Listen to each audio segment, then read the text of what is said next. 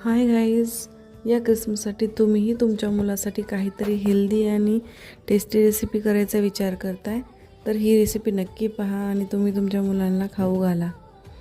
तर इथे मी सगळ्यात आधी 3 अंडे घेतले. 3 अंड्याचे एक व्हाईट आणि एक येलो वेगळं केले. आता एक व्हाईट मी एका भांड्यामध्ये घेऊन त्याला ब्लेंडरने व्यवस्थित ब्लेंड करणार.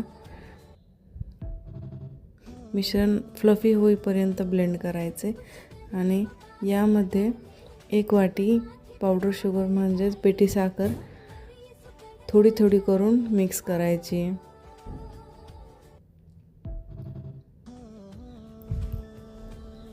आता एका भांड्यामध्ये 1 कप मैदा, थोडंसं मीठ, अर्धा कप ऑइल, अर्धा कप दूध टाकून मिक्स करायचं. यामध्ये एक येलो टाकायचे आणि व्यवस्थित मिश्रण मिक्स करायचे. इथे मला दूध कमी पडलं होतं त्यामुळे अर्धा कप मी अजून दूध टाकले.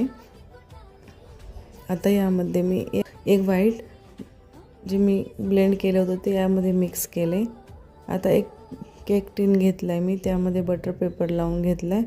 आता मिश्रणमध्ये 1 कप बेकिंग पावडर आणि अर्धा कप बेकिंग सोडा टाकून व्यवस्थित मिक्स करून घ्यायचं आणि हे केक टिनमध्ये ट्रान्सफर करून घ्यायचं.